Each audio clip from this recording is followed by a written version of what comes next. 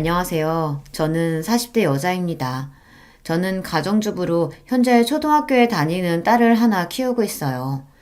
아이가 어릴 때는 정신없이 아이만 키우느라 스스로를 돌보지 못한 채 시간이 어떻게 가는 줄도 모르고 살았습니다. 그런데 어느새 아이를 학교에 보내고 정신을 번쩍 차렸더니 40이 넘었더군요. 아이도 이제 제법 혼자 할 수 있는 게 많아져서 저도 혼자만의 시간이 늘었어요. 애가 어릴 때는 하루빨리 이런 시간이 오기만을 기다렸는데 막상 아이가 자라 저를 찾지 않는 시간이 서서히 많아지자 어쩐지 허전하고 씁쓸하더군요. 이런 이야기를 친구들에게 했더니 그런 때는 취미생활을 만들던지 일을 해야 한다고 하더라고요. 안 그러면 애한테만 너무 집중하게 돼서 우울증이 올 수도 있다고요. 그 이야기를 들으니 정신이 번쩍 들었습니다. 저희 친정어머니가 생각나서요. 저희 친정어머니는 가정주부셨는데요. 아버지가 회사 일이 워낙 바쁘셔서 집을 많이 비우셨어요. 해외 출장도 많이 다니셨고요. 그러다 보니 육아를 아예 도와주지 못하셨습니다. 그래서 제가 중학교에 갈 때까지 어머니가 저를 혼자 키우다시피 하셨어요. 그러다 보니 어머니와 저는 둘이 함께 있는 시간이 유독 많았습니다. 나중에는 모녀지간이 아니라 거의 친구 관계 같았어요. 그런데 문제는 제게 사춘기가 찾아왔을 때였어요. 사춘기는 엄마보다는 친구가 더 좋잖아요. 친구들과 어울리는 게 좋아서 집에도 늦게 들어가게 되고 주말이면 친구들을 만나러 나갔습니다. 자연스레 엄마와 보내는 시간이 줄어들었죠. 그때 엄마랑 많이 싸웠어요.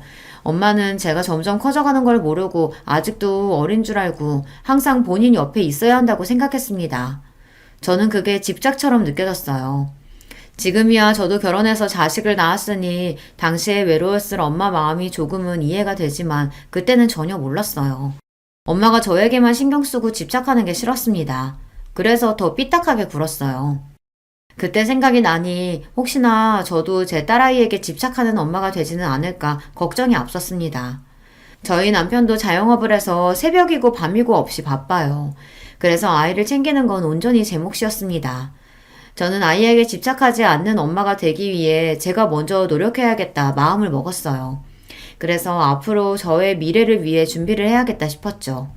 사실 제가 대학을 못 나왔어요. 고등학교 때 사춘기가 심하게 와서 방황을 좀 하다가 공부를 아예 놔버렸습니다. 당시에도 어머니는 무조건 대학은 가야 하는 거라고 학원도 보내고 과외도 시켜주셨지만 소용없었어요. 제 생각은 온통 노는 데에만 가 있었거든요. 그나마 다행이었던 건 아버지 생각은 달랐다는 거예요.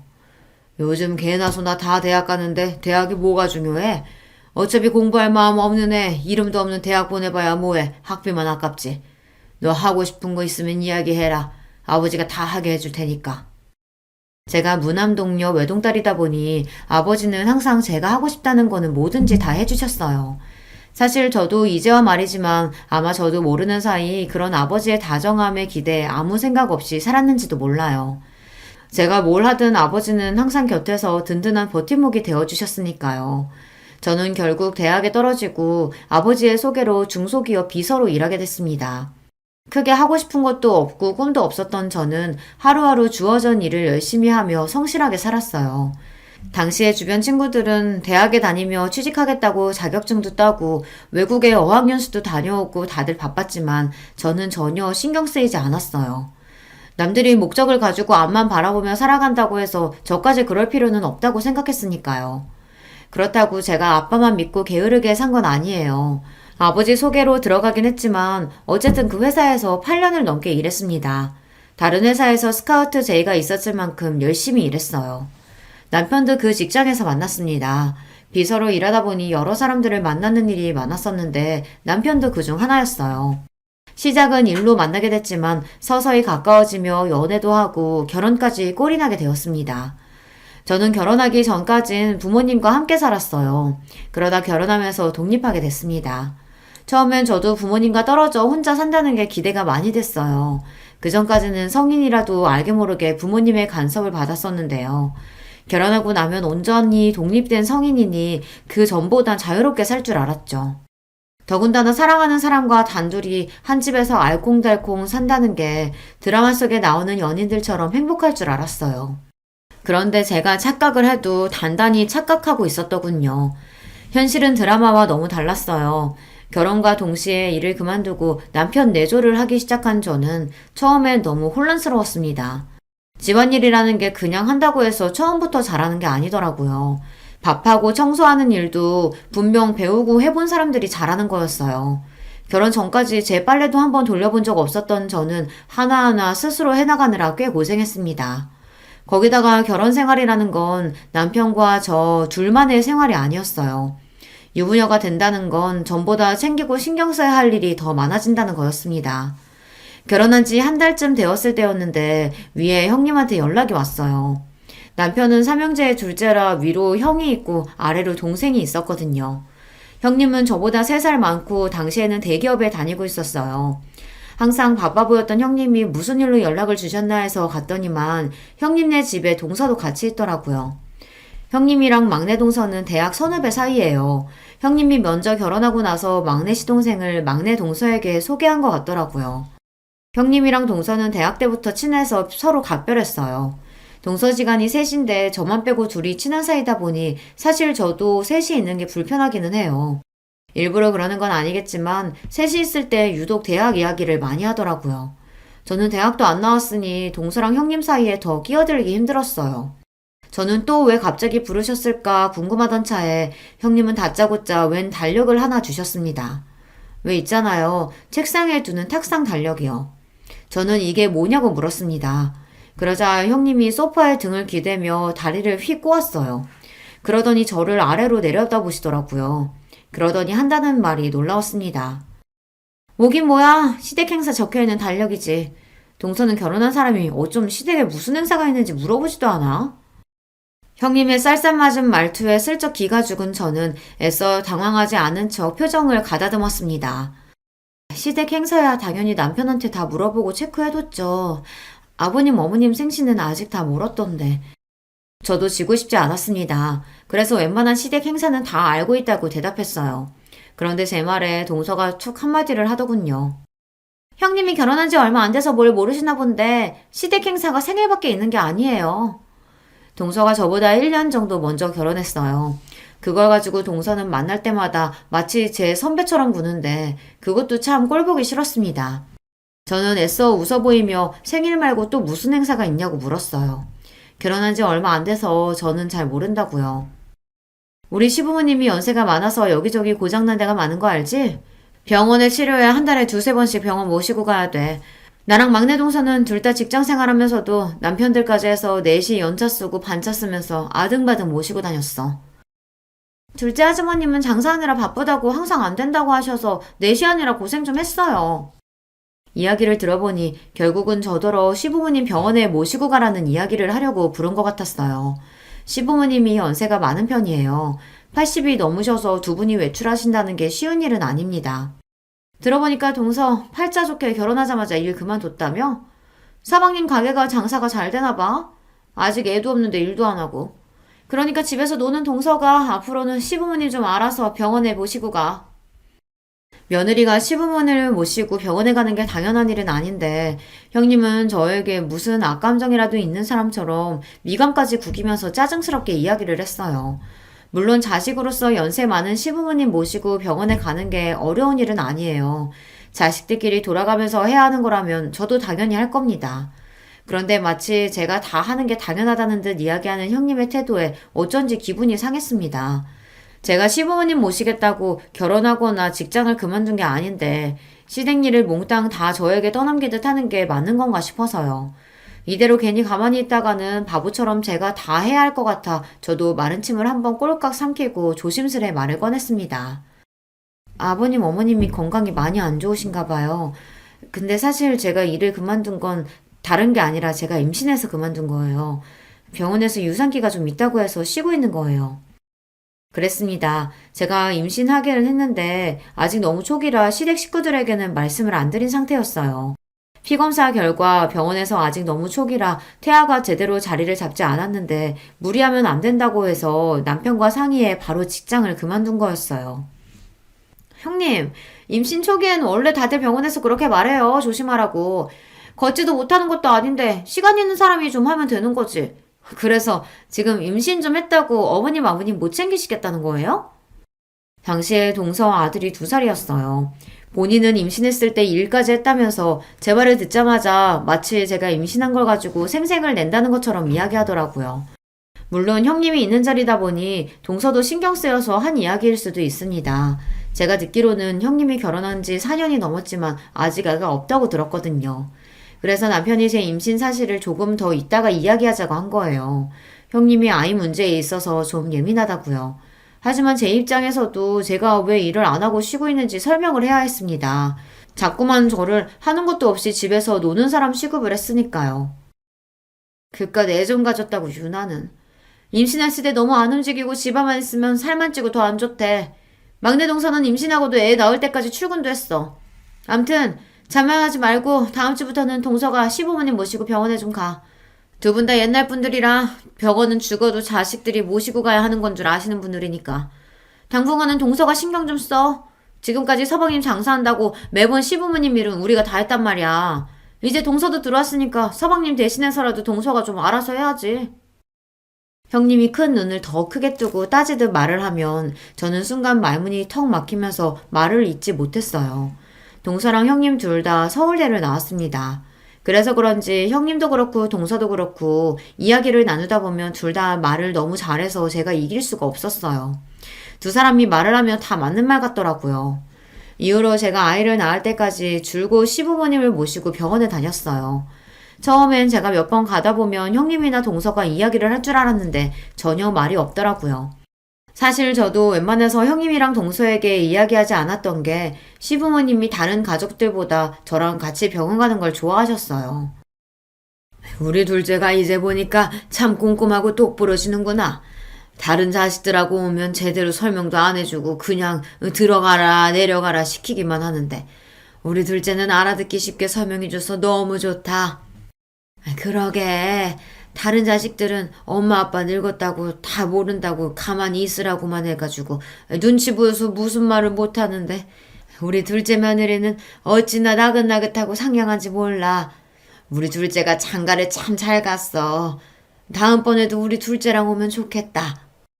저는 평소 하던 대로 하는 건데 시부모님은 저를 편하게 생각하셨어요. 한편으로는 많이 배우고 똑똑한 며느리들보다 만만한 제가 편하신 건가 싶기도 했는데 어찌됐든 저랑 다니는 게 좋다고 하시는 말씀이니 좋게 받아들이기로 했죠. 그러던 중 저도 일이 생길 때가 있잖아요. 제가 급한 일이 생겨서 형님에게 부탁하려고 하면 항상 회사 핑계를 댔어요. 아버님 피검사하는 날이 당장 다음 주인데 이렇게 갑자기 안 된다고 하면 어떡해. 동서가 집에 있어서 잘 모르나 본데 우리 회사는 한 주 전에 연차 못 내. 나는 안 되니까 동서한테 부탁하든지. 형님, 저는 직장 다니면서 애까지 키우는 워킹맘이에요. 형님이 아직 애가 뱃속에 있어서 모르니까 그러시는데 그 제 귀중한 열차를 그런 데 쓸 수는 없다고요. 형님도 동서도 바빠서 그러는 거 이해 못하는 거 아닙니다. 시부모님 일이니 아들들이 하는 게 맞는 건데 이런 일로 며느리들끼리 싸울 일도 아니고요. 하지만 동서나 형님이나 제가 뭔가 이야기를 했을 때 나오는 반응이 너무 기분이 나빴어요. 차라리 전화를 안 받는 게 낫지 받으면 꼭 듣기 싫은 소리를 한마디씩 하더라고요. 항상 저는 뭘 모른다는 식으로 이야기하는데 정말 기분이 나빴어요. 그래서 한 번은 너무 마음이 안 좋아서 남편에게 하소연을 했습니다. 형님이랑 동서가 너무하는 것 같다고요. 그러자 남편도 놀랐는지 저에게 너무 미안해했어요. 여보 미안해. 내가 새벽부터 저녁까지 일만 하느라 우리 자기 너무 힘들게 하네. 이번에 병원 가는 건 내가 무슨 일이 있어도 갈 테니까 걱정하지 마. 그리고 형수랑 재수씨 만나면 내가 따끔하게 한마디 할게. 우리 자기 힘들게 하지 말라고. 남편이 저 기분 나아지라고 하는 말인 거 알지만 그래도 남편이 제 편을 들어주니 저는 좋았습니다. 남편이 식당을 운영해요. 사장인데다가 음식까지 본인이 직접 만들다 보니 새벽부터 시장 가서 장 보고 가게 마감까지 합니다. 그러다 보니 쉬는 날이 거의 없어요. 그래도 남편은 저와의 약속을 지켜줬습니다. 한 달에 한 번은 가게 문을 닫고 시부모님을 병원에 모시고 갔어요. 그리고 제가 만삭이 돼서 배가 불러왔을 때는 남편이 직접 나서서 시부모님과 다른 가족들에게 이야기했습니다. 우리 사랑이 엄마 이제 만삭이라 힘들어서 운전 못해. 내가 한 달에 한 번은 가게 문 닫고 어머니 아버지 모시고 병원 가겠지만 나머지는 아버지 어머니 2분이서 가시던지 형제들이 알아서 해. 아버지 어머니 눈도 어두워서 버스도 제대로 못 타시는데 어떻게 2분이서 병원에 가. 그러니까 형이 모시고 가면 되잖아. 내가 노냐? 안 그래도 회사 힘들어서 눈치 보여 죽겠는데 이런 일까지 신경 써야겠어? 이런 건 좀 집에서 노는 사람이 하면 안 되냐? 형, 말 조심해. 놀기는 누가 놀아? 여기 노는 사람 하나도 없어. 그리고 어머니 아버지가 우리 부모님인데 왜 며느리들한테 떠넘겨? 우리 부모님 일이니까 아들들끼리 알아서 해. 남편도 좋게 이야기하고 싶었지만 다들 제가 시부모님을 모시고 병원에 가는 걸 너무 당연하게 생각하는 분위기라 남편도 기분이 상해서 목소리가 격해졌습니다. 어머, 우리 작은 아주머님 평소엔 말씀이 없으셔서 과묵한 줄 알았는데 엄청 사랑꾼이시구나. 작은 형님은 너무 좋겠다. 그쵸, 형님? 분위기가 격해지자 막내 동사가 나서서 애써 말을 돌렸어요. 그런데 그 상황에서 형님은 괜히 또 저를 쏘아보더군요. 아직 애가 나온 것도 아니고 어차피 집에 있는 사람이 좀 하면 안 되는 건가? 꼭 일을 키워서 집안에 분란을 만들어야겠어? 형수, 왜 자꾸 이 사람한테 뭐든 다 떠넘기려고 하세요? 형수가 하기 싫으면 그냥 안 하면 될 일이지. 무슨 대장처럼 나서서 이래라 저래라 해요. 뭐야? 이 자식이 어디 감히 형수한테 그딴 소리를 해? 아휴, 서방님이 무서워서 이제 무슨 말도 못하겠네. 네, 형수님. 제발 좀 제 눈치 보시고 이 사람한테 함부로 하지 마세요. 이 사람도 임신해서 고생하면서도 싫은 소리 한 번 안 하고 시집살이 다 알아서 했잖아요. 맏며느리면 고마운 줄 아셔야 되는 거 아니에요? 여보, 그만해. 왜 그런 소리까지 하고 그래. 맞잖아. 당신 임신 중독증 걸려서 밥도 한 숟갈 못 먹었는데 우리 어머니 아버지 병원 간다고 새벽부터 일어나서 준비하고 병원 갔다 온 날은 아버지 힘들어서 식사 잘 못하신다고 전복죽에 반찬을 매일 해서 가져갔잖아. 여기 형수님이랑 재수씨 결혼한 지 몇 년 됐어도 한 번도 그렇게 한 적 없었어. 그러니까 우리 아버지 어머니가 자기랑만 병원 간다고 하지. 다른 자식들은 불편하니까. 제가 임신한 동안 내내 중독증으로 고생을 좀 했어요. 배는 나오는데 자꾸만 살이 빠질 정도로 잘 먹지도 못하고 서 있기 힘들 정도로 빈혈에 시달렸습니다.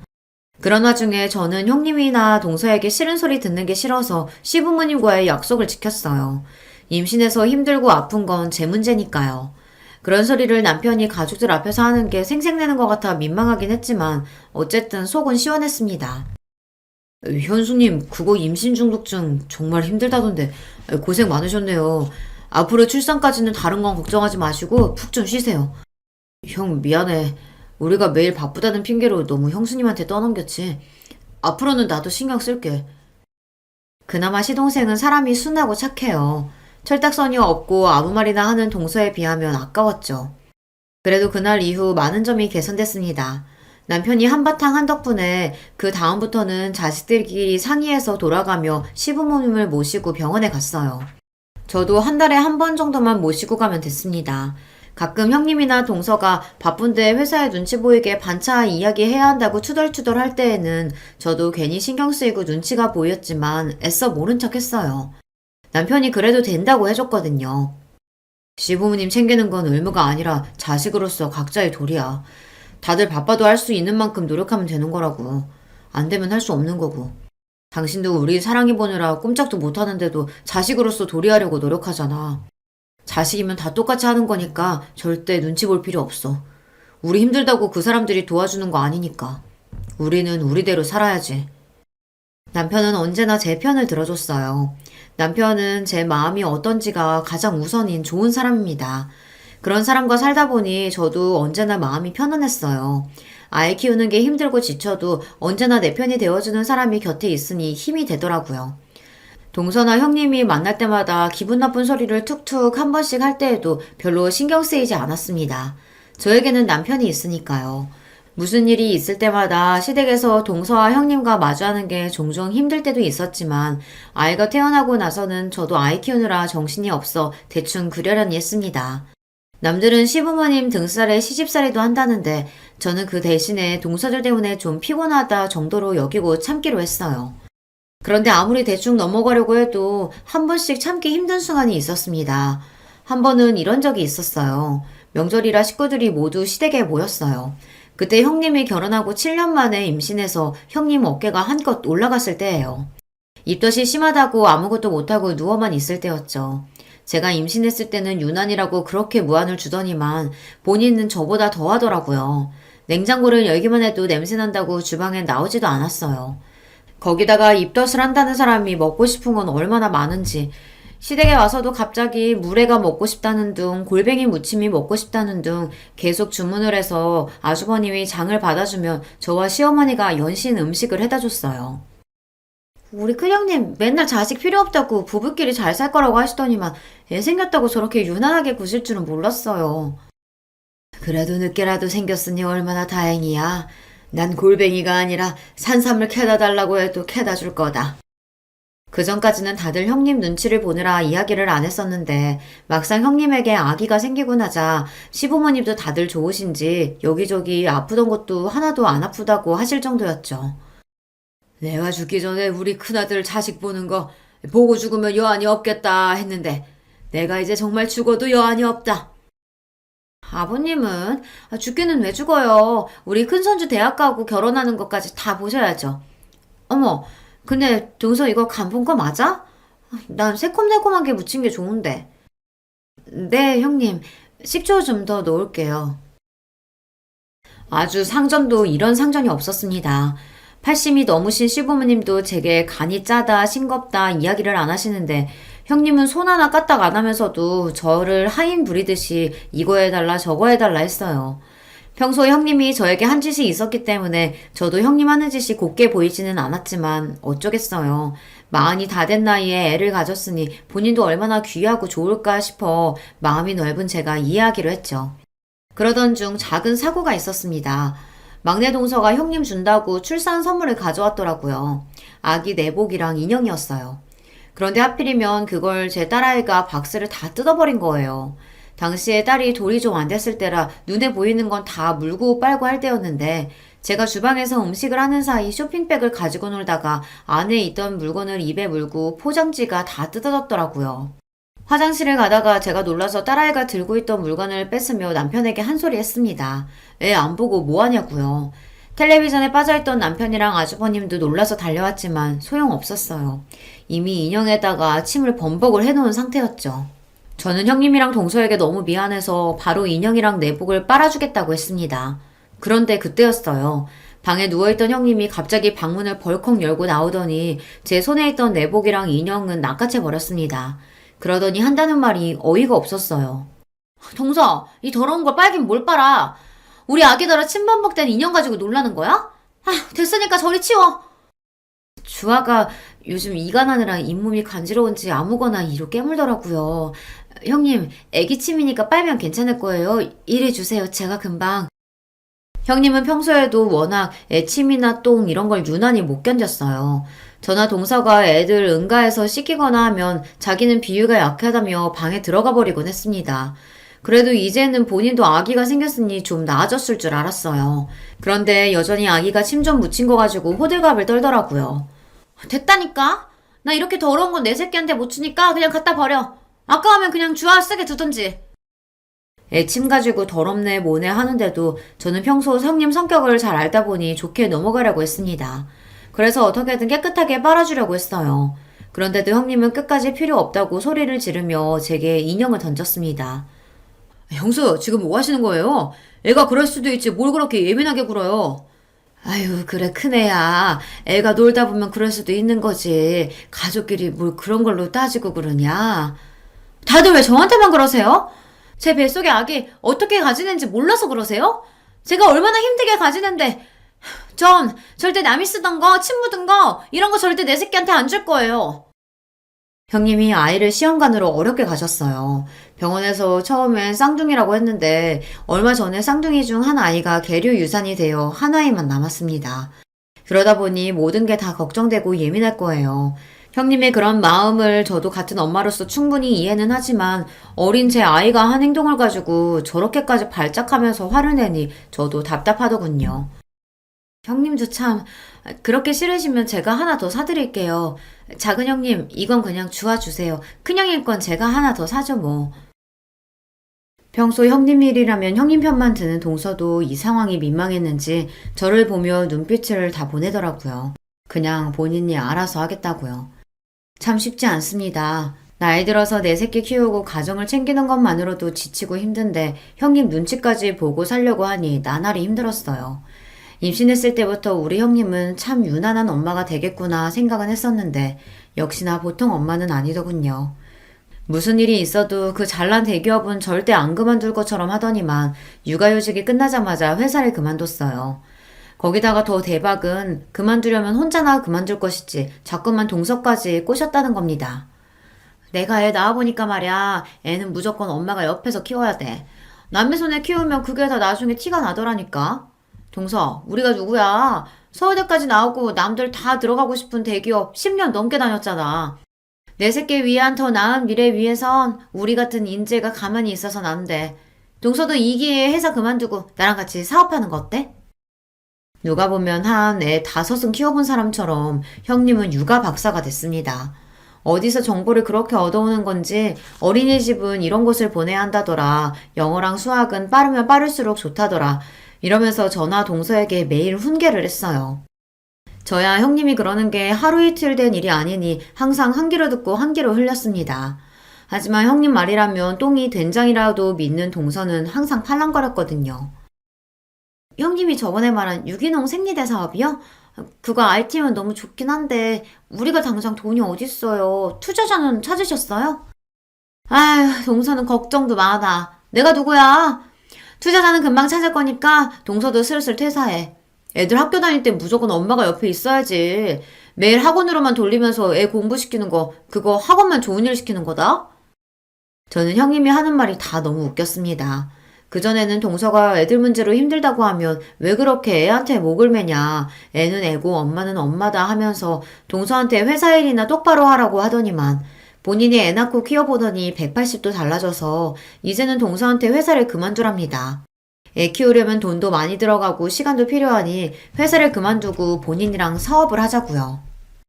형님도 참 애는 각자 집안 사정에 맞게 키우면 되는 거지 뭘 그렇게까지 이야기하세요.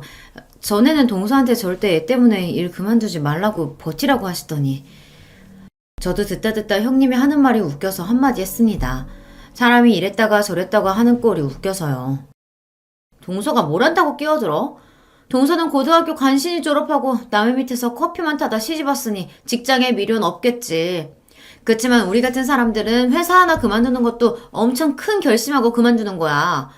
그리고 누가 봐도 우리같이 서울대 나온 사람들이 애들 교육에 대해서 훨씬 더 많이 알지 않겠어? 모르면 가만히 좀 있어. 또 그 소리였습니다. 본인들은 서울대를 나왔고 저는 고졸이니 뭘 모른다고요. 이제 하도 많이 들어서 별로 기분이 상하지도 않았습니다. 하지만 그건 그거고 제가 살아온 과거까지 마음대로 떠드는 건 저도 참기 힘들었습니다. 네, 형님이랑 동서 서울대 나온 대단한 사람들인 거 잘 알죠. 근데요, 저 같은 고졸도 결혼하고 아이 생겼다고 10년 가까이 다녔던 직장 그만두는 거 쉬운 일 아니에요. 저도 어렵게 결정했어요. 어머머, 뭐래? 동서, 누가 보면 내가 동서 고졸이라고 무시한 줄 알겠어. 안 그래, 막내 동서? 그러게요. 작은 형님 본인이 대학 안 나와놓고 우리가 학교 얘기하고 그러는 게 거슬렸나 봐요. 작은 형님 죄송해요. 앞으로는 조심할게요. 형님도 동서도 참 얄밉습니다. 자기들이 대놓고 저를 고졸이라고 무시해놓고는 제가 듣기 싫다는 식으로 이야기하면 항상 그런 적 없다는 식으로 잡아댔어요. 저도 이제 결혼한 지 벌써 10년이 다 됐습니다. 그동안 동서랑 형님이랑 말도 못할 정도로 별의별 일이 다 있었죠. 저한테 왜 그러냐고 하소연도 해보고 대놓고 기분 나쁘다고 해보기도 하고 남편에게 이야기도 했습니다. 그런데 다 소용없었어요. 제가 뭘 하든 형님도 동서도 저를 다르게 대할 생각이 전혀 없으니까요. 오히려 제가 싫은 티를 내면서 형님이고 동서를 건드리는 게 더 분란을 만들었어요. 괜히 저 때문에 어른들 앞에서 남편이랑 아주버님 시동생이 다투기도 했으니까요. 그 이후로는 저도 형님이고 동서를 그냥 다 무시하기로 했습니다. 그 사람들이 잘나든 잘나지 않든 그냥 저랑은 많이 다른 사고방식을 가진 사람들이라고 생각하기로 했어요. 저에게 기분 나쁜 소리를 해도 웃어넘기고는 했죠. 그런데 저 혼자서만 노력한다고 해서 되는 게 아니더군요. 어느 날이었습니다. 주말 아침부터 형님에게 연락이 와 받았는데 오늘 형님네 조카 생일잔치라고 저더러 집에 와서 좀 도와달라고 하더라고요. 동서, 오늘 서방님 집에 계시지? 서방님한테 주화 좀 맡기고 우리 집에 오늘 와줄 수 있을까? 우리 유리 생일이라 집으로 친구들 초대했는데 도와주겠다고 했던 친구가 갑자기 일이 생겨서 못 온다고 그러네. 조카 생일이라 집에서 생일 파티를 하는데 음식이랑 파티 준비를 도와주기로 했던 친구가 갑자기 일이 생겨서 못 오게 됐답니다. 그래서 저에게 도와달라는 거였어요. 그런데 저도 아이랑 약속이 있어서 아무래도 안 될 것 같아 형님 부탁을 거절했습니다. 상황은 알겠는데 어쩌죠? 저도 오늘은 주아랑 볼일 치러 가겠다고 약속해서 오늘은 좀 힘들 것 같은데. 동서는 시간 안 된대요? 평일에 학원 다니느라 고생하는 딸아이가 이번 주말만큼은 가족들이랑 볼링 치러 가고 싶다고 해서 이미 약속을 한 상태였는데 제가 빠지기가 미안했습니다. 막내 동서도 당연히 불렀지. 근데 나나 막내 동서나 둘 다 공부만 할 줄 알지 음식 솜씨는 영 없잖아. 음식은 동서가 잘하니까 와서 좀 도와줘. 아니 볼링장이야 내일 가도 되잖아. 마음이 급하기는 한지 형님이 웬일로 저에게 좀 도와달라고 애원을 하더군요. 저는 고민 끝에 남편과 딸에게 볼링장은 내일 가자고 잘 이야기하고 형님네로 갔습니다. 역시나 형님이었어요. 고작 10살짜리 생일 파티를 거하게도 준비하셨더군요. 이벤트 업체에서 파티용품이랑 마술사까지 불렀다더라고요. 아무튼 우리 형님 유난하다니까. 이럴 거면 음식도 업체 부르면 되지. 왜 굳이 집에서 직접 하겠다고 한 거예요? 웬만한 건 배달 시켰지. 근데 우리 유리가 떡볶이랑 김밥은 작은 엄마가 한 게 제일 맛있다잖아. 꼭 친구들한테 자랑하고 싶다고 작은 엄마 불러달라고 난리 치는데 어쩔 수가 없었어. 어쩐지 이상하다 싶기는 했습니다. 항상 비싸고 좋은 것만 좋아하는 형님이 웬일로 저에게 김밥이랑 떡볶이를 만들어 달라고 하나 했더니만 조카가 제가 만든 게 제일 맛있다고 했나 보더라고요. 조카가 제가 만들어준 음식이 맛있다고 하니 괜히 더 기분이 좋아져 더 열심히 만들어줬어요. 생일 파티 준비가 거의 마무리되어 가자 조카 친구들이 우르르 도착했습니다. 제가 할 일은 끝난 것 같아 조카에게 생일 축하한다고 인사를 하고 나올 생각이었어요. 그런데 그때 작은 소란이 좀 있었습니다. 조카에게 인사하려고 조카가 친구들이랑 놀고 있던 방에 들어갔더니 애들끼리 이상한 소리를 하고 있더라고요. 뭐? 너네 엄마 대학 안 나왔다고? 헐, 어떻게 그럴 수가 있어? 우리 엄마가 그러는데 대학 안 나오면 인생 망하는 거라던데? 에이, 무슨 소리야. 대학 좀 안 나온다고 인생이 왜 망해? 우리 엄마가 그러는데 인생은 공부만 잘한다고 잘 사는 게 아니라 했어. 그리고 우리 엄마 대학 안 나왔어도 지금 회사 다니면서 잘 살아. 그거야, 너희 엄마가 대학을 안 나왔으니까 일부러 그런 소리 하는 거지. 대학 못 나온 게 창피하니까. 아니거든. 우리 엄마 대학 안 나온 거 하나도 안 창피하거든. 우리 엄마 대학 안 나왔어도 우리 집에는 차 2대나 있어. 완전 부자야. 차가 2대라고 다 부자냐? 집이 넓고 커야 부자지. 너희 집 화장실 하나잖아. 그럼 부자 아니야. 저도 자식을 키우고 있다 보니 애들끼리 별의별 말 다 하는 거 잘 압니다. 조카나 조카 친구나 둘 다 아직 어린애들이니 어른들에게 들은 이야기를 가지고 아무렇게나 하는 말이라는 것도 잘 알고요. 자기들이 무슨 소리를 하는지도 모르고 하는 걸 거예요. 하지만 아무리 몰라서 하는 말이라도 제 조카가 친구에게 한 말은 분명히 상대방 기분을 나쁘게 할 수 있는 말이니 어른으로서 바로 잡아주는 게 맞다 싶었습니다. 유리야, 큰엄마가 들어오다가 우연히 들었는데 친구들한테 그렇게 말하면 안 되는 거야. 친구 엄마 이야기인데 그렇게 함부로 이야기하면 친구가 상처받을 수도 있잖아. 친구들끼리 싸우지 말고 우리 서로 사과할까? 여럿이 있는 앞에서 누구 잘못이라고 이야기하기가 저도 좀 그래서 다시 예쁘게 말을 해보자고 했습니다. 그런데 그때 제 얘기에 조카가 기분이 상했는지 갑자기 울음을 터뜨렸어요. 그러더니 큰 소리를 내며 동서들이 있는 거실로 나갔습니다. 엄마, 작은 엄마가 나한테 뭐라고 했어? 작은 엄마가 내 편 안 들어주고 김민지 편 들어주고 작은 엄마 미워. 작은 엄마 자기 집에 가라고 해. 순간 눈물을 펑펑 흘리며 형님에게 달려가는 조카의 모습에 저는 적잖이 당황했습니다. 더군다나 더 기가 막혔던 건 형님의 태도였어요. 동서 뭐야? 유리 얘기 들어보니까 이건 순전히 동서가 고졸이라 기분 나빠서 우리 유리한테 뭐라고 한 것 같은데 유리가 고졸은 망하는 거라고 해서? 애 말만 듣고 저에게 다짜고짜 따지는 형님의 태도에 저는 기가 막혔습니다. 더군다나 조카가 친구 엄마가 대학 안 나왔다고 그러면 망하는 거라고 그렇게 이야기한 걸 듣고도 저에게 화만 냈어요. 자기 자식 사과시킬 생각은 안 하고요. 형님, 지금 무슨 말씀 하시는 거예요? 애들끼리 싸우는 거 말린 건데 제가 기분 나쁠 게 뭐가 있어요? 유리가 대학 안 가면 망하는 거라고 해서 그런 말 하면 안 된다고 했다면서요. 그럼 형님이 기분 나빠서 하신 얘기가 맞죠? 혼내는 시어머니보다 말리는 시누이가 더 얄밉다더니 딱 그 짝이었습니다. 가만히 있으면 반이라도 갈 걸 동서는 굳이 나서서 형님 편을 들더군요. 그건 제가 고졸이라서 기분 상해서 그런 게 아니라 아무리 어린애라도 친구한테 그런 식으로 이야기하면 안 되니까 하지 말라고 가르쳐 준 거예요. 서울대식이나 나오면 뭐랍니까? 사람이 저 정도로 기본 개념이 없는데 말이죠. 저도 나름대로 아이들도 있으니 참아보려고 했습니다. 그런데 짜증이 나서 도저히 참을 수가 없었어요. 표정 관리가 되지 않았습니다.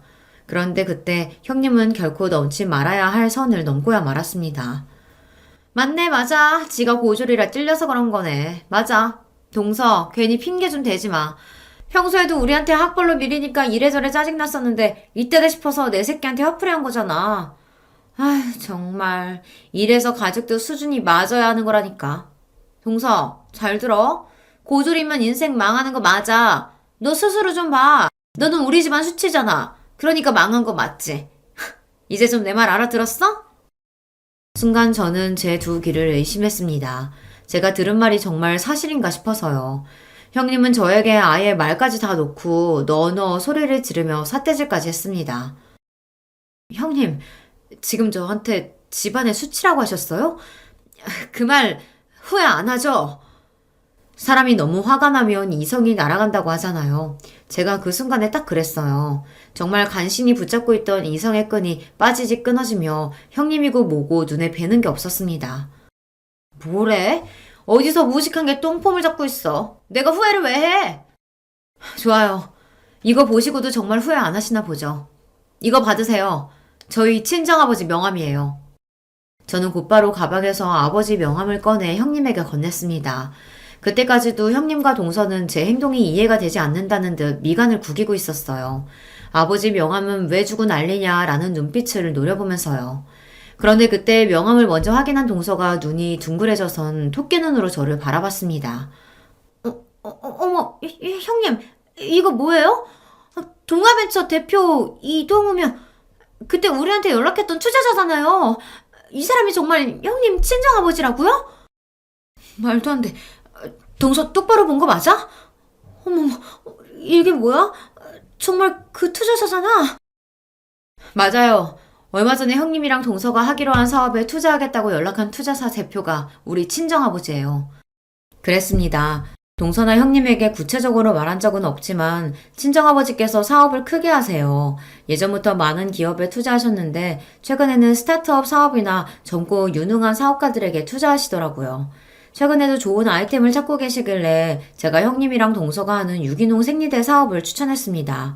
그래서 아버지 회사에서 동서랑 형님네 회사로 연락했던 거예요.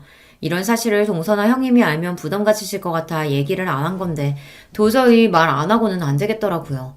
내가 누군지도 모르고 저더러 집안에 수출하는 둥 어떻다는 둥 말을 함부로 짓거리니 본때를 보여줘야겠다 싶었습니다. 그 순간 믿기지 않는 일이 벌어졌어요. 형님이 애들에게 밥부터 먹으라고 거실로 다 내보내더니 방문을 닫더라고요. 그러더니 동서의 허리를 쿡 찔렀습니다. 그러고는 둘이 슬쩍 눈빛을 주고받더니만 동시에 바닥에 무릎을 꿇고 앉았어요. 동서, 미안해. 내가 정신이 나갔었나 봐. 아무리 화가 나도 사람이 할 말 못할 말이 있는 건데 내가 실수했어. 맞아요, 형님. 우리가 잘못했어요. 제가 원래 뭘 좀 모르고 아무 말이나 막 하는 거 아시잖아요. 착한 형님이 너그럽게 이해해주세요. 사람이 이렇게까지 간사할 수가 있는 건가요? 조금 전까지만 해도 저더러 집안에 수출하는 둥 하더니만 친정아버지 이야기를 꺼내자마자 순식간에 돌변했어요. 그 모습을 보는데 너무 황당해서 말도 안 나오더군요. 형님, 동서, 지금 너무 웃긴 거 알아요? 어쩜 사람이 그렇게 180도 달라질 수 있는 거예요? 5분 전에 나랑 지금의 나는 분명 똑같은 사람인데 형님이랑 동서는 저를 완전히 다르게 대하네요. 아버지 이야기를 꺼내면 형님이랑 동서가 당황할 거라고 생각은 했었지만 아무리 그래도 무릎까지 꿇을 줄은 몰랐어요. 그러게, 동서는 그런 중요한 얘기를 왜 지금까지 안 했어? 진작 우리한테 친정 이야기 했으면 나도 동서한테 이런 실수 안 했지. 설마 지금 친정아버지가 큰 투자회사 운영하시는 분이라는 거 형님이랑 동서가 진작 알았다면 나를 대하는 게 달라졌다는 이야기를 대놓고 하시는 거예요? 아, 형님도 동서도 서울대까지 나온 사람들이 어쩜 그렇게 생각이 편협해요? 지금까지 그런 사고방식으로 애들 키운 거예요? 어쩐지. 그러니까 유리가 친구한테 그런 소리나 하지. 형님이고 동서고 둘 다 입만 열었다 하면 헛소리를 하는데 도저히 못 들어주겠더군요. 저도 너무 화가 나서 말이 저절로 튀어나왔어요. 그때였어요. 평소 같으면 제가 싫은 소리 한마디만 해도 둘 다 저를 못 잡아먹어 안달이더니 제가 화를 내며 소리를 질렀는데도 저랑 눈도 못 마주치더군요. 심지어 동서는 제게 다가와서 팔짱을 끼고 친한 척까지 했어요. 형님, 마음 상한 것 좀 푸세요. 우리가 어떤 사이예요? 우린 가족이잖아요. 형님 친정아버지께 저희 이야기 안 하실 거죠? 그냥 그대로 투자하라고 이야기해 주실 거죠? 그럼. 우리 동서가 얼마나 너그러운 사람인데 이런 일 가지고 이미 투자하기로 한 일을 번복할 리 없지. 세상에 여우도 이런 구미호들이 없습니다. 혹여나 제가 아버지에게 이야기해서 투자 이야기는 없던 거로 하기라도 할까봐 아주 전전긍긍했어요. 형님과 동서는 제가 바보인 줄 아나 봐요. 그런 소리까지 들어놓고 바보처럼 헤헤하면서 넘어갈 줄 알았나 봅니다. 아니요, 마음이 바뀌었어요. 처음엔 저도 형님이랑 동서가 투자 받으러 여기저기 고생하러 다니는 게 안타까워서 도와주려고 했던 건데 그냥 없던 일로 할게요. 형님이랑 동서도 못 드는 걸로 하세요. 진심이었습니다. 동서나 형님이나 저에게 특별히 잘한 것도 없어도 그래도 가족이라고 저는 나름 도와주려고 했던 건데 지금 와 생각해보니 바보처럼 왜 그러려고 했나 싶어요. 저는 없던 일로 하겠다고 엄포를 놓고 형님네 집에서 나왔습니다. 그런데 동서나 형님이나 얼마나 똥줄을 타는지 놀라서 엘리베이터까지 쫓아나오더라고요. 심지어 신발도 안 신고 맨발로요. 동서, 이렇게 가면 어떡해? 나랑 얘기 좀 하고 가! 형님과 동서가 엘리베이터를 잡으러 다급하게 달려오는데 저는 쳐다도 보지 않고 엘리베이터 문을 닫아버렸습니다. 저야 이제 형님이고 동서고 볼 일 없으니까요. 그날 이후 저희 세 사람의 관계는 많은 게 달라졌습니다. 동서와 형님은 그날부터 매일같이 저에게 전화를 걸고 찾아왔어요. 그러면서 한다는 말이 본인들이 어떻게 하면 마음을 풀 거냐고 했어요. 동서, 이거 강남 신세계에서 제일 잘 나가는 디저트래. 동서 디저트 좋아하지? 내가 2시간이나 줄 서서 사온 거니까 얼른 먹어봐. 귀찮게 왜 이런 걸 사오셨어요? 근데 형님, 이런 거 사러 다닐 시간에 투자자부터 찾아다니셔야 하는 거 아니에요? 어머, 형님, 그게 무슨 말씀이세요? 우리 회사 투자는 형님 친정아버지께서 해주실 거잖아요. 형님도 동서도 여간 내기가 아닙니다. 웬만해선 포기할 조짐이 안 보였어요. 심지어 최근엔 매일같이 저희 딸 학교 앞까지 찾아와서 애한테 선물까지 사주고 학원 하원까지 해서 집에 데려다주고 가요. 진심 귀찮아 죽겠습니다. 올 때마다 어울리지도 않은 애교를 부려가며 자기들이 지금까지 너무 미안했었다고 용서해 달라네요. 형님, 오늘은 제가 왔어요. 매일 만나니까 너무 좋죠? 아버님께 저희 상품 이야기는 하셨어요? 동서, 자꾸 귀찮게 왜 이래? 나 아버지한테 투자 이야기 할 생각 없다니까. 형님, 제발요. 저희 올해까지 투자 못 받으면 사업 접어야 돼요. 제발 좀 도와주세요. 동서랑 형님은 번갈아 찾아와 세상 귀찮게 하며 징징거립니다. 아주 귀찮을 정도로요. 여러분이라면 어떻게 하시겠어요? 자기들이 서울대 좀 나왔다고 고졸인 저를 무시하며 집안에 수치네 어쩌네 이런 소리까지 한 사람들을 용서하고 친정에 얘기해서 투자까지 받게 해주는 게 맞는다고 생각하세요? 동서랑 형님이 거의 매일같이 찾아와 제 앞에서 친한 척을 한 지도 벌써 반년이 다 되어가요. 매일 무릎만 안 꿇었다 뿐이지 그때 일은 미안하다고 매일 싹싹 빕니다. 저도 처음엔 절대 용서해주지 않을 생각이었지만 반년 동안 쫓아다니며 잘못했다고 사과하니 저도 살짝 마음이 움직여요. 저 어떻게 하면 좋을까요? 여러분의 의견 댓글로 남겨주시면 하나하나 꼼꼼하게 읽고 참고하도록 하겠습니다. 흥분해서 정신없이 떠내려간 제 이야기 끝까지 들어주셔서 감사해요. 여러분의 가정에는 언제나 화목한 일만 가득하시길 바라겠습니다. 안녕하세요. 저는 일산에 사는 30대 여성입니다. 결혼해서 현재 5살짜리 여자아이가 하나 있어요. 남편은 직장을 다니다가 그만두고 지금은 작은 사업을 하고 있습니다. 원래는 직장을 다녔는데 잘 다니던 직장 그만두고 사업을 시작했어요. 오늘 제가 이 이야기를 시작하게 된 이유가 되는 게 바로 남편의 사업 관련 문제입니다. 정확히는 그것 때문이라기보다 그걸로 인해 발생한 문제들이긴 하지만요. 어쨌든 사업을 안 했으면 일어나지도 않았을 일들이니까 사업 때문이 맞긴 하죠. 남편이랑은 연애 결혼을 했어요. 우연히 지인과 함께한 술자리에 남편이 오게 됐고 자연스럽게 친해졌습니다. 그리고 얼마 뒤에 고백받았고요. 2년 연애하고 결혼했어요. 저는 평범한 집안에서 평범하게 컸거든요. 공부를 딱히 잘하거나 하는 특출난 재능이 있는 건 아니라서 학교도 그냥 평범한 학교로 나왔습니다. 요즘 같은 시대에는 평범한 학벌 가지고 좋은 회사에 취직하기 힘들잖아요. 그래서 작은 중소기업에서 일을 했어요. 남편은 그래도 대기업까지는 아니어도 나름 이름을 대면 알만한 회사를 다니긴 했습니다. 당연히 월급도 저보다 훨씬 많았고요. 그래서 그런지 시어머니는 처음부터 저를 탐탁지 않게 생각했어요. 제가 남편에 비해 많이 모자란다고 말이죠. 제 친구들은 남편 정도 되는 스펙이 뭐가 그렇게 대단한 스펙이냐며 그런 시어머니를 도통 이해할 수 없어 했지만 뭐 자기 아들이 잘났다고 생각하는 건 모든 부모의 마음이니 그러려니 했습니다. 딱히 엄청난 반대를 한 건 아니었지만 시어머니가 저를 탐탁지 않아 한다는 사실을 알고 있었기 때문에 저도 잘하려고 나름 열심히 노력했어요. 집안 행사가 있으면 열심히 가서 돕고 기념일 같은 것들이 있으면 잊지 않고 챙겨드리고 말이죠. 뭐 그럴 때마다 옆집 할매는 이거보다 훨씬 비싼 가방을 받았던데 하면서 마음에 안 드는 티를 냈지만 그렇다고 자기 아들이 엄청 대단히 많이 버는 건 아닌 걸 알고 있었기 때문에 더 이상 말을 하지는 않았습니다. 벌이가 넉넉한 편은 아니었지만 그래도 저금도 하고 나름 괜찮았어요. 하지만 그마저도 제가 임신을 하면서 빠듯해지기 시작했습니다. 아시겠지만 아직 대기업도 임신한 여자 직원에 대한 처우가 좋지 못한데 중소기업은 어떻겠어요. 임신을 하면 자연스럽게 그만둬야 하는 분위기가 만들어져요. 그걸 버텨내며 독하다, 눈치가 없다 같은 소리를 들으며 회사 생활이 엄청나게 고달퍼지기 시작합니다.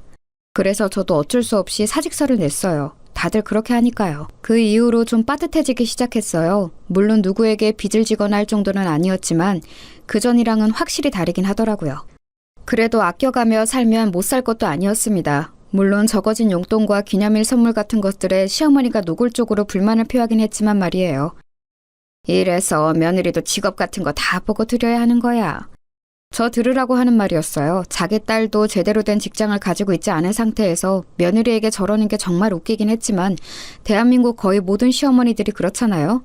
여기까진 그래도 괜찮았습니다. 문제는 그 뒤였어요.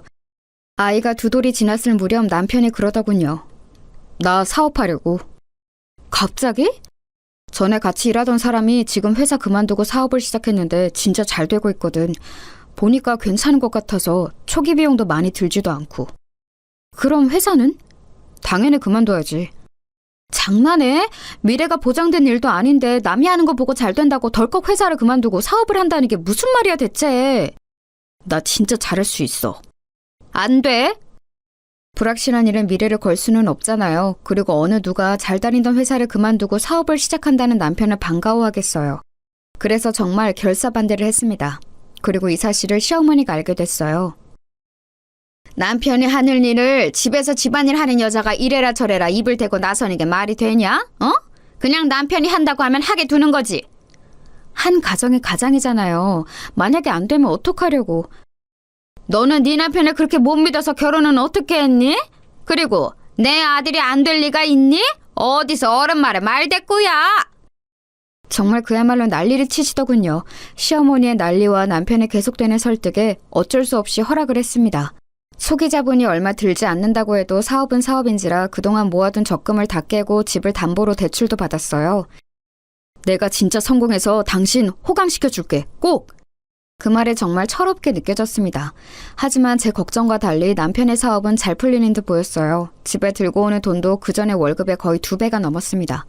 남편의 사업이 잘 풀리는 것 같자 시어머니의 구박은 날로 더 심해졌어요. 거 봐라. 여자가 남자 하는 일에 입대면 안 된다고 했지? 본인 능력이 없으면 내조라도 잘해야지. 남자 하는 일에 입이나 대고. 우리 애가 다른 건 다 복이 있는데 부인복이 없어 부인복이. 허구한 날 제주제에 너무 과분한 남편을 얻었다며 구박하기 시작했어요. 생색도 엄청 내기 시작했습니다. 제가 들고 입고 하는 모든 것들에 관심을 가지며 그게 비싼지 아닌지 감시하고 뭐가 하나 좋아 보이면 네가 어디 가서 그런 걸 사겠니? 우리 애 아니면. 이라는 말을 달고 살았어요. 그전까진 한 귀로 듣고 한 귀로 흘리던 저도 심해지니 점점 스트레스를 받았습니다. 그래서 저도 일을 시작했어요. 원래 예전에 취미로 봉제 인형을 만들어서 팔았던 적이 있었는데 그게 꽤 반응이 좋았던 게 기억이 나서 집에서 시간이 날 때마다 인형을 만들어 팔았습니다. 뭐 대단히 돈이 되진 않았지만 그래도 제 생활비는 벌 수 있는 정도는 됐어요. 그걸로도 시도 때도 없이 싫은 소리를 해댔지만 말입니다.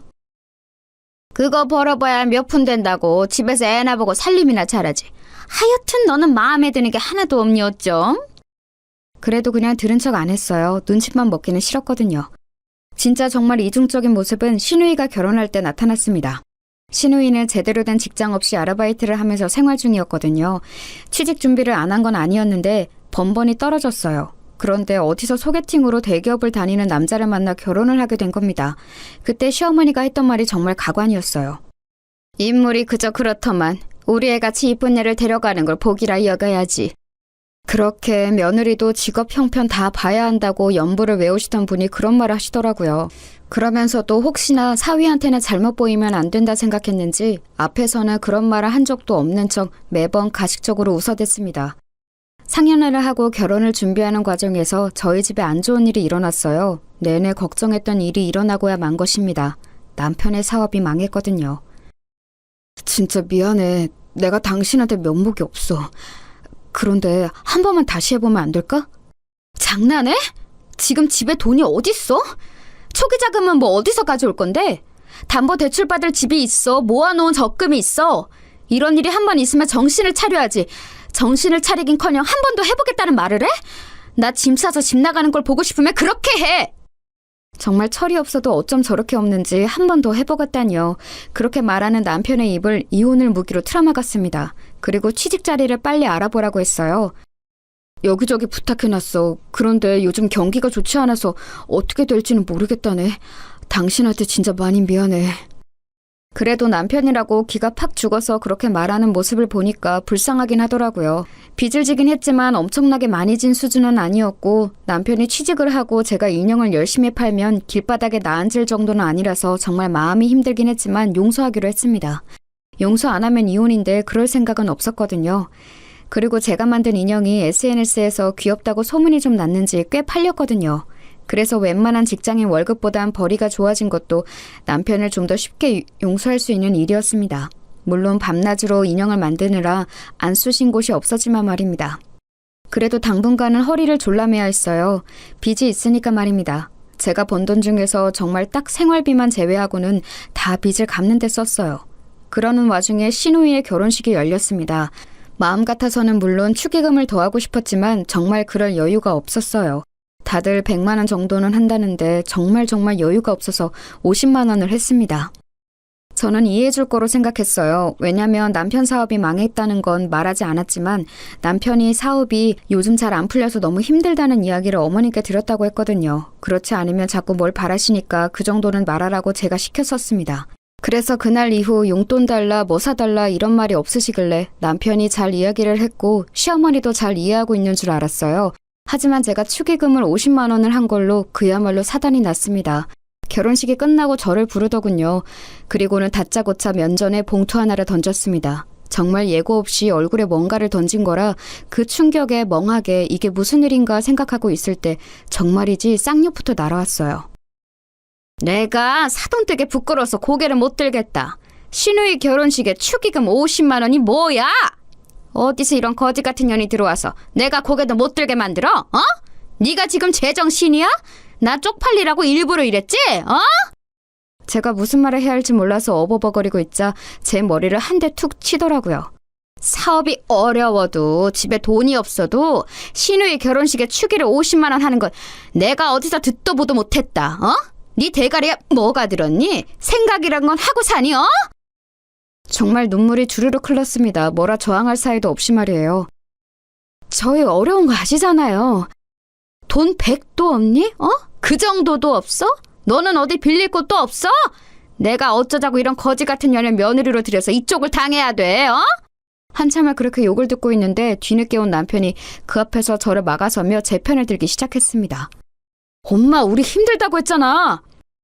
그럼 저거 보고 나가서 식당 일이라도 하라고 해. 집에 가만히 처박혀서 살림이라 하는 년이 뭐가 힘들다고 결혼식 내내 죽상을 하고 앉아서는. 사업이 힘든 것도 네가 힘들지 제가 힘드니? 어? 제가 밤새 주문 들어온 인형을 만들다 결혼식을 가서 안색이 좀 안 좋긴 했었거든요. 엄마 그만해요. 이 사람도 내가 돈 한 푼 안 가져다 주는데 살림하기 힘들어.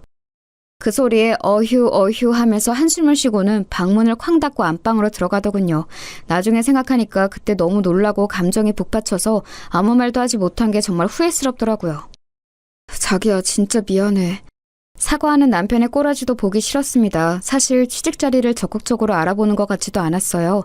맨날 전에 같이 사업하던 사람들과 만나서 푸념이나 하고 집에서도 방 안에 틀어박혀서 게임이나 하고. 당신이 알아서 정리해. 나 이런 소리까지 들어가면서 당신이랑 살 이유 없어.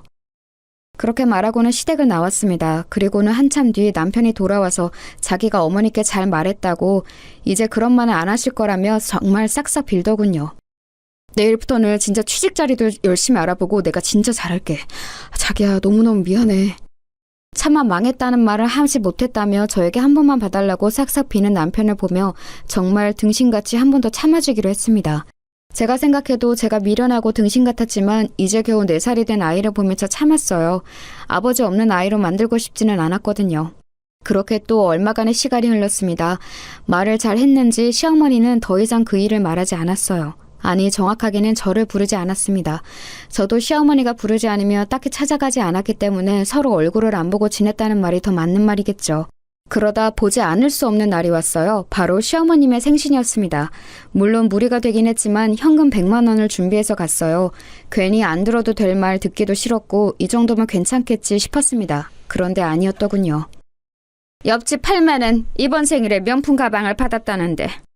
지난번처럼 크게 뭐라고 한 건 아니었지만 궁시렁궁시렁 거리더군요. 그 정도야 뭐 참을 수 있다 생각했습니다. 지난번엔 거지 같은 년이라는 소리도 들었는데 말이죠. 얼굴에 봉투도 맞고. 집안일이라도 해라. 경제적으로 남편이나 집안에 도움이 안 되면 그런 거라도 열심히 해야 하지 않겠니? 그날 모든 생일상을 차리고 치우는 일을 제가 혼자 해야 했습니다. 원래는 도와주는 척이라도 하던 시누이조차도 그냥 앉아서 받아먹기만 하더군요. 하루에 10시간 이상을 인형만 붙잡고 있어서 손목이 시려웠지만 진짜 꾹 참았습니다. 하지만 손목이 너무 아팠어요. 쨍그랑 들고 가던 그릇을 놓쳐서 깨먹는 일이 생겼습니다. 제가요. 기다렸다는 듯 폭력에 가까운 잔소리들이 시작되더군요. 너는 진짜 제대로 할 줄 아는 게 도대체 뭐니? 생일날 그릇을 깨? 재수없게? 엄마, 그만하세요. 마음에 안 든다 하니까 마음에 안 드는 짓만 골라서 하잖아. 엄마, 이서방 앞에서 창피하게 그만해. 그제야 자기 사위 눈치를 보며 그만두더라고요. 그러면서도 틈만 나면 저를 흘겨봤습니다. 그리고 그 이후로 정말 엄청난 시집살이가 시작됐어요. 경제력에 도움이 안 되면 집안일이라도 열심히 해야 하지 않겠니? 라는 말은 그냥 했던 말이 아니었던 겁니다. 그 뒤로 틈만 나면 저를 불러다 집안일을 시키더군요.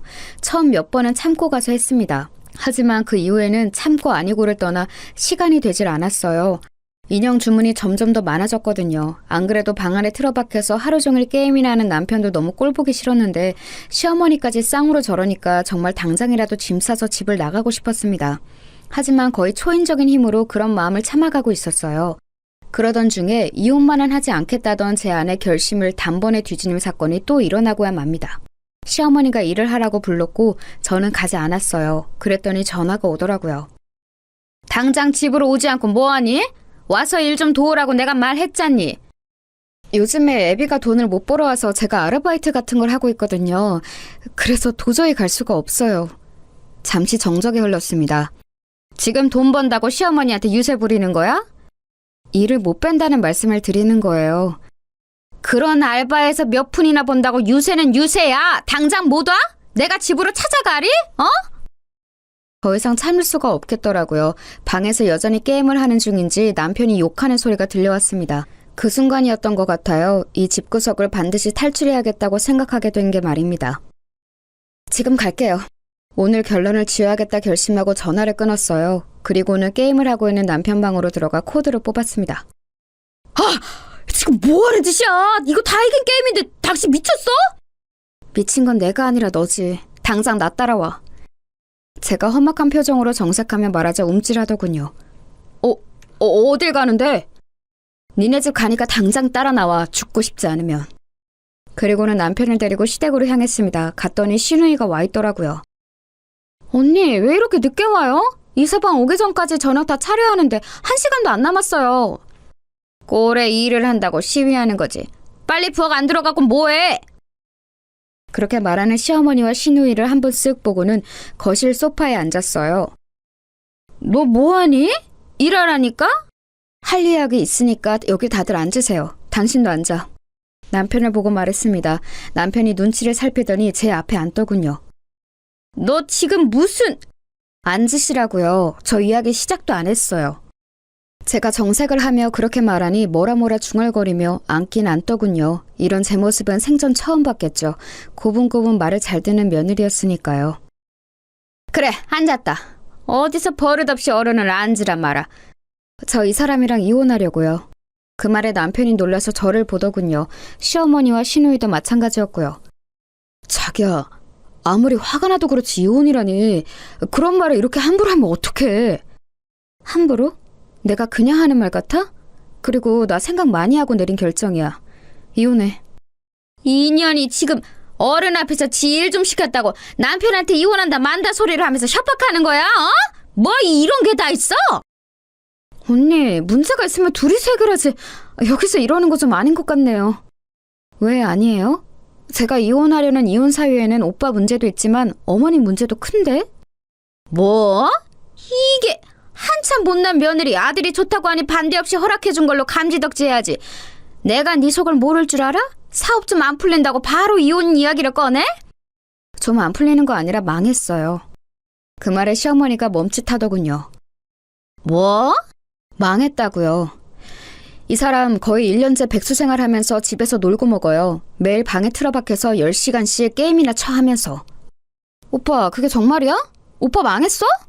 그 질문에 남편이 고개를 숙이더라고요. 예전 같으면 안쓰러운 마음이 들었을 법도 한데 전혀 그런 마음이 들지 않았습니다.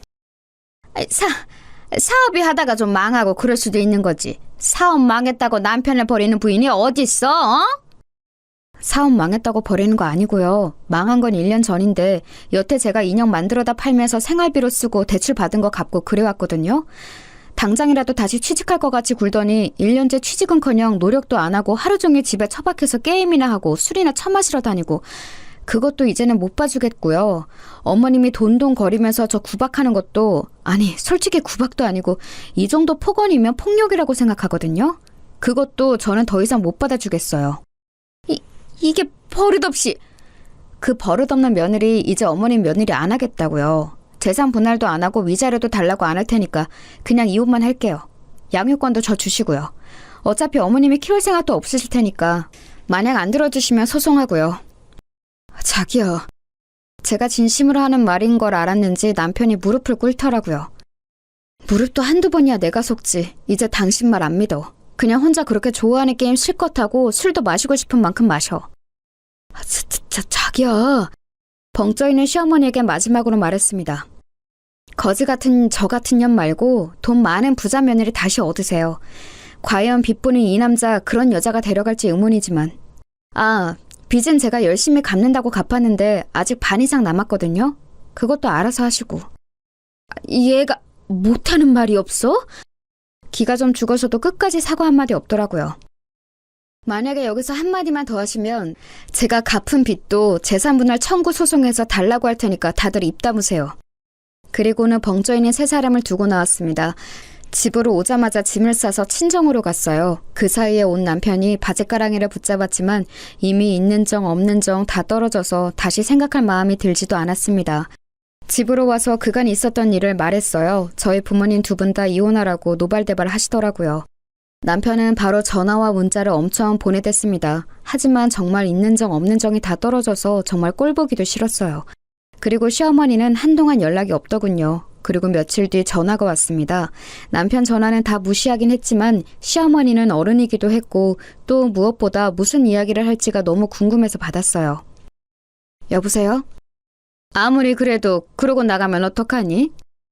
목소리가 그전에 비해 훨씬 누그러져 있더군요. 아니, 본인의 화를 참고 있는지도 모를 일이었지만 일단은 그랬습니다. 욱해서 나온 거 아니고 저도 계속 고민하고 있던 일이었어요. 내가 잘못했으니까 일단 집에는 들어오거라. 어머님이 사과하신다고 한 번에 이해하고 들어갈 거였으면 나오지도 않았어요. 어른이 이렇게 먼저 연락해서 사과하는데 한 번은 들은 척이라도 해야지 않겠니? 어머님 진심으로 사과하시는 것도 아니잖아요. 제가 어머님을 한 해 두 해 본 것도 아니고 저는 들어갈 생각 없고 애비랑 살 생각도 없으니까 그 부분은 포기하세요. 또 승질이 났는지 화를 내려더군요. 그리고는 곧 옆에서 신우이가 말리는 듯한 소리가 작게 들렸습니다. 역시나였어요. 잘못한 걸 알긴 개뿔. 그래도 다시 생각해보렴. 앞으로는 절대 이런 일 없도록 하마. 제가 그냥 나온 줄 아시나 본데 아니에요. 저는 절대 다시 안 들어가니까 어머님은 돈 많은 새며느리 다시 보세요. 끊을게요. 하고 전화를 뚝 끊었습니다. 보나마나 끊긴 전화기를 들고 저를 향해 욕이란 욕은 다 하고 있을 게 뻔했어요. 그리고 그날 저녁 남편이 찾아왔습니다. 자기야, 진짜 잘못했어. 나 자기 없으면 안 되는 거 알잖아. 진짜 취직할게. 안 그래도 나 오늘 전에 같이 일하던 사람들한테 다 연락했어. 자리 있으면 꼭 연락 달라고. 그리고 어머니도 다시는 자기 안 건든다고 했어. 그 말이 믿기지도 않을 뿐더러 나는 이미 당신과 당신 가족에게 있는 정 없는 정 다 떨어져서 꼴도 보기 싫어.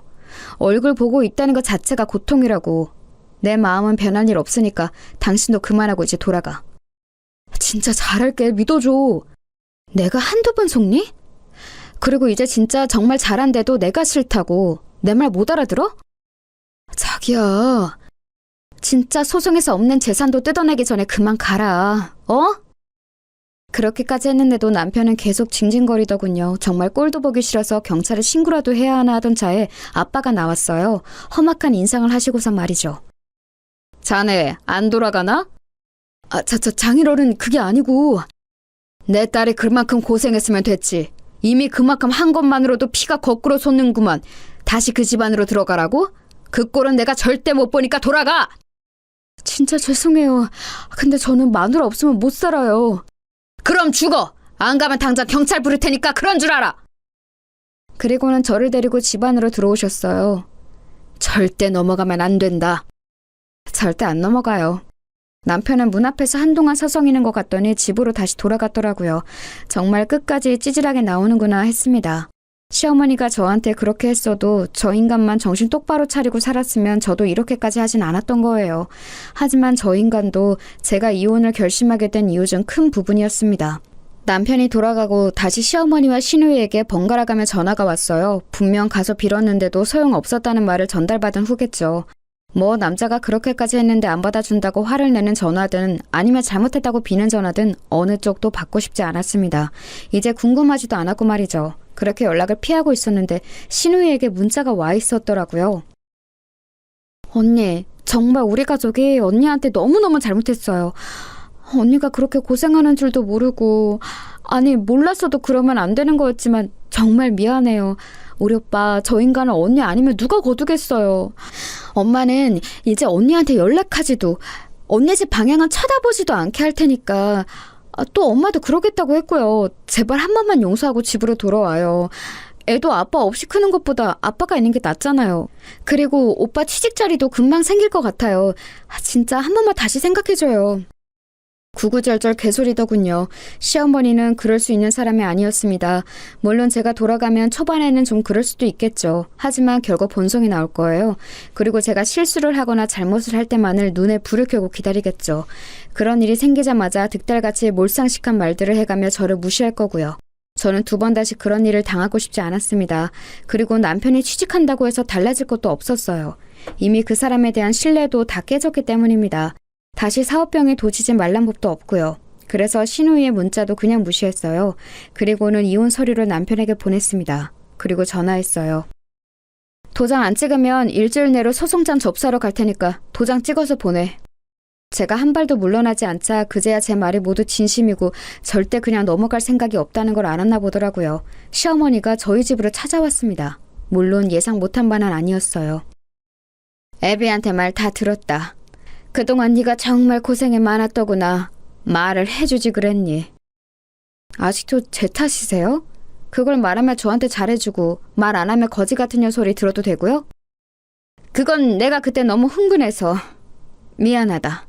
흥분을 매번 하시잖아요. 어머님은 그게 한 번도 아닌데 왜 한 번 그런 것처럼 말하세요?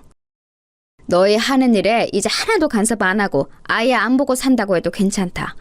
그러니까 갈라서는 것만큼은 다시 생각해보면 안 되겠니? 정말 속내가 뻔히 보이지 않나요? 아들이 진 빚을 아들 혼자 혹은 자신들이 떠안게 생겼으니 저러는 게 뻔히 보였습니다. 아마 남편이 이야기를 자세히 했겠죠.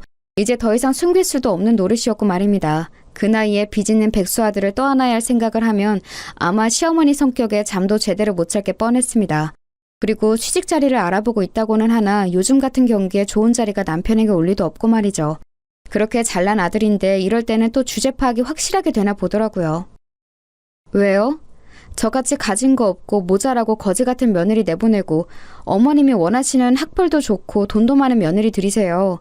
저는 그 집구석에서 정이란 정은 다 떨어지다 못해 그쪽 방향은 쳐다보고 싶지도 않으니까 그만 돌아가시고요. 내가 너무 미안하다, 아가. 처음 들어보는 단어였어요. 아가. 진짜 비웃음이 나왔습니다. 어머니가 이러셔도 진짜 소용없어요. 왜 이러시는지 알겠는데 전 정말 돌아갈 마음이 눈꼽만큼도 없어요. 더 이상 밤낮 없이 일하면서 그 인간 빚 갚아주고 싶지도 않고 지 부인은 밤을 새가면서 인형 만드는데 방 안에서 욕이나 해대며 게임하는 한심한 꼴 생각만 해도 치가 떨려요. 그러면서 자기 아들 잘났다고 며느리 무시하는 몰상식한 시어머니가 있는 그 집안으로 다시 안 돌아가니까 포기하고 그만 돌아가세요. 그러자 무릎을 꿇더군요. 그건 좀 예상 밖이긴 했습니다. 정말 미안하다, 아가.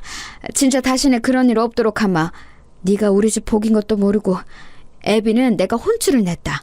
그만 돌아가자, 어? 자꾸 이러시면 재산분할 소송도 겁니다, 저. 그러면 제가 갚았던 빚까지 토해내야 하는 거 아시죠? 그렇게 말하니 눈빛이 변하더군요. 그리고 자리에서 슬쩍 일어나더니 좀 전보다 날이 선 말투로 물었습니다. 역시 그런 사람이었어요. 진짜 안 돌아갈 거니? 네. 애 딸린 이혼녀가 다시 시집을 갈 수 있는 것도 아니고 혼자서 뭘 어떻게 먹고 살겠다고 이렇게 무모하게 구는 거니? 아직 애비한테 다 못 들으셨나 본데 제가 인형 만들어서 버는 돈이 애비가 저한테 가져다준 월급보다 많거든요. 혼자서 충분히 애 키우면서 살 수 있는 돈이고 이제 결혼을 질려서 다시 하고 싶은 마음도 없어요. 그니까 제발 좀 돌아가세요. 제가 제 밥벌이는 충분히 하고도 남는다는 말에 놀란 듯 표정이 잠시 변하더군요. 그 인형 쪼가리 팔아서 그렇게 돈이 된다고? 네, 그러니까 제 밥벌이는 걱정하지 마시고 돌아가세요. 적어도 지금 애비보단 훨씬 잘 먹고 잘 살 수 있으니까. 시어머니는 가지 않고 계속 뭔가 말하려는 듯 했지만 외출을 했다 돌아오신 저희 엄마와 마주치는 바람에 돌아가야 했습니다. 저희 엄마가 화를 엄청 내셨거든요. 그동안의 울분을 다 토해내셨어요.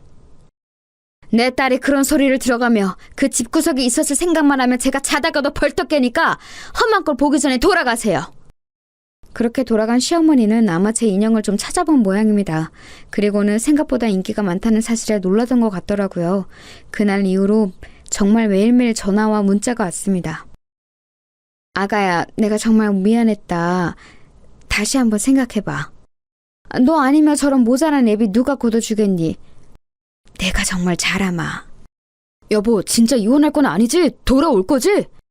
번갈아 가면서 오는 연락에 정말이지 진절머리가 나더군요. 태도가 이렇게 싹 바뀔 수 있다는 것도 말입니다. 결국 경고한 일주일이 지나서도 도장 찍힌 이혼 서류는 받을 수 없었어요. 그래서 변호사를 찾아갔습니다. 그리고는 이혼 소송을 준비했어요. 그런데 그 사람들은 제가 조용하니까 이혼을 안 하려나 보다 생각한 모양이더라고요. 자기야, 일단 집으로 들어와. 같이 살 거면 얼굴은 봐야지. 아가, 이혼 안 할 거지? 그 사이에 저는 조용히 소송을 준비했습니다. 알아보니 소송 사유가 되고 또 남더라고요. 시어머니가 저한테 한 폭언들은 증명을 할 수는 없다고 쳐도 사업을 말아먹은 남편이 1년 가까운 시간 동안 아무것도 하지 않고 방 안에 틀어박혀서 게임만 한 것만으로도 충분하다고요. 아, 그리고 사실 폭언은 문자라도 증거들이 좀 남아있기도 했고 말입니다. 소장을 작성하고 집으로 날아간 것 같았습니다. 그날 바로 득달같이 달려올 줄 알았는데 며칠간은 조용했어요. 나중에 보니 아마 그 사이에 변호사를 만나러 간 것 같았습니다. 이게 진짜 이혼 사유가 되는지, 된다면 정말 재산 분할을 해서 제가 갚은 빚도 일정 부분 돌려줘야 하는 건지 같은 것들 말입니다. 많지는 않지만 조금은 돌려받을 수 있는 것 같더라고요. 그리고 소송을 하면 그쪽이나 저나 변호사 비용이 들 테니까 지금 사정이 어려운 남편 쪽에서는 쉽게 변호사를 쓰거나 하진 않을 듯 보이긴 했습니다. 아니나 다를까 좀 알아보고 자기네들이 불리한 걸 알았는지 전화가 왔어요. 진짜 이혼하려는 거야? 그럼 내가 여태 장난하는 줄 알았어? 꼭 진짜 해야겠어? 애 생각은 안 해? 헐씨구, 애 생각한 양반이 1년 가까이 방 안에서 안 나오고 게임이나 처하셨어요? 이제 와서 애 생각? 지나가던 개가 웃겠다. 어? 당신 이렇게 잔인한 사람이었어? 당신이 지금 나 이렇게 버리면 나는 다시 못 일어날 수도 있는데! 이제는 협박을 하더라고요. 정말이지 기가 찼고 절대 돌아가서는 안 되겠다는 생각만 점점 강해졌습니다. 당신은 그전에도 못 일어섰잖아. 너 어제도 게임했지? 내가 모를 줄 알았냐? 사실 어제도 신용카드를 긁었다고 문자가 왔었거든요. 게임에 등록되어 있는 카드가 제 카드였는데 그걸 깜빡 잊은 것 같더라고요. 당황한 기색이 전화기 너머서도 느껴졌습니다. 아니, 그건 그 신용카드 어제 그 결제 문자 받은 뒤로 바로 해지했으니까 앞으로는 네 카드로 긁어. 그리고 그냥 끝이야 넌. 알아? 그리고는 전화를 끊었습니다. 정말 등신 같지 않나요? 그걸 또 처할 생각을 한 것도 한 거니와 제 카드가 등록되어 있는 것도 있고 결제를 하다니요. 진짜 한숨도 안 나왔어요. 그리고 며칠 뒤 변호사에게 전화가 왔습니다. 남편 쪽에서 합의 이혼을 바란다고요. 그래서 그 자리에 나갔어요. 저도 웬만하면 소송까지 가고 싶은 생각은 없었거든요. 네가 이렇게 독한 애인 줄 몰랐다. 제가 독한 게 아니라 저를 이렇게 만든 게 어머님이랑 어머님 아들이죠. 어떻게 어른이 이렇게까지 하는데 한 번도 다시 생각해줄 생각은 안 하니? 그건 그동안 어머님이 저한테 잘 해주셨을 때 이야기죠. 제가 어머님을 모르는 것도 아닌데 그런 어머님의 말이 저한테 먹힐 거라고 생각하세요? 2년이 참아주니까! 결국 본색이 나오더라고요. 그 모습을 가만 보던 변호사님이 한마디 거들었습니다. 합의하러 오신 거 아니에요? 이러면 저희도 소송 갑니다. 그 말에 이를 악물더니 자리에 앉더라고요. 사실 저희 의뢰인은 소송을 하는 게 나아요. 한 푼이라도 더 받으니까요. 그런데 빨리 인연을 끊고 싶어하는 마음이 크니까 합의 요청을 받아들인 거고요. 근데 자꾸 이렇게 비협조적으로 나오시면 안 되죠. 저희가 봐드리는 건데. 네, 알겠으니까 빨리 진행하시게. 변호사 사무실을 아무리 다녀봐야 나오는 결론은 같았을 겁니다. 저한테 위자료나 재산 분할의 권리가 있다는 것만 확인받았겠죠. 재산 분할과 위자료를 받지 않는 대신 양육권은 제가 가져오는 것으로 합의를 했습니다. 그 와중에 양육비에 대한 이야기도 하길래 단호하게 이야기했어요. 양육비 안 줘도 돼요. 대신 아이에 대한 모든 권리는 저한테 주는 걸로 동의하고 제 허락 없이는 만나지도 못하는 걸로 하면 오케이 할게요. 그 말에 남편은 좀 고민을 하는 것 같았지만 시어머니는 옆에서 그냥 사인하라고 재촉을 하더군요. 지금 남편의 형편에 양육비를 줄 수도 없는 것도 없는 거였지만 아이 처음 낳았을 때부터 딸이라고 구박했던 게 생각나는 건 어쩔 수 없었습니다. 아이를 딱히 예뻐한 적도 없고요. 저런 할머니는 아이를 위해서라도 없는 게 나아요. 그래도 가끔 보게는 해줄 거지? 아예 못 보게는 안 할 테니까 사인이나 해. 남편이 망설이더니 결국 자기 엄마 등살에 못 이겨 사인하더라고요. 저런 인간을 남편이라고 믿고 결혼하고 살아낸 지난 모든 날이 정말 후회가 되는 순간이었습니다. 그리고 동시에 홀가분하기도 했어요. 그렇게 합의 이혼을 했습니다. 그 집안과는 완전히 끝났어요. 모든 게 끝나고 나오는 길에 시어머니가 저에게 했던 말이 아직도 생각이 나네요. 너보다 100만 배는 나은 새 며느리 드릴 테니까 두고 봐. 꼭 그러세요. 자기 아들은 금방 다시 재기할 거고 저보다 훨씬 나은 며느리를 볼 거라는 그 악에 바친 다짐을 들으며 돌아섰어요. 뒤에서 고래고래 고함을 지르는 소리도 그냥 웃어 넘겼습니다. 이제 정말 끝났으니까요. 여기까지 이야기하면 아마 뒷이야기를 궁금해하시는 분들이 많으시겠죠. 그래서 뒷이야기를 덧붙일게요. 아마 많은 분들이 원하는 사이다 같은 결말이긴 할 겁니다. 남편은 예상대로 제대로 된 취직 자리를 알아보지 못했어요. 여기저기 작은 회사들을 조금 다니다 잘리거나 그만뒀다고 하더군요. 사업을 했던 시기를 아직도 잊지 못하고 회사 생활에 적응을 못하는 것 같았습니다. 결국 집을 팔았다고 들었어요. 저희가 살던 그 집을 팔아 빚을 다 정리하고 지금은 시댁에 들어가서 살고 있다고 하더군요. 밤새 게임만 하는 아들을 보며 제 속 터지는 심정을 그대로 겪고 있을 시어머니를 생각하니 정말 고소했습니다. 그리고 제 인형은 입소문이 점점 더 더해져서 이제는 함께 동업해서 사업을 하자는 사람이 생길 만큼 사이즈가 커졌어요. 사업에 대한 편견 때문에 아직 본격적으로 시작하지는 않았지만 말입니다. 이미 혼자서는 감당이 안 되는지라 조만간 뭐든 해야 할 것 같긴 합니다. 벌이도 괜찮고 아이도 잘 크고 있어요. 그리고 시어머니와 남편은 제가 어떻게 사는지 뭘 하는지 틈틈이 알아보고 관심을 가지고 있는 것 같더라고요.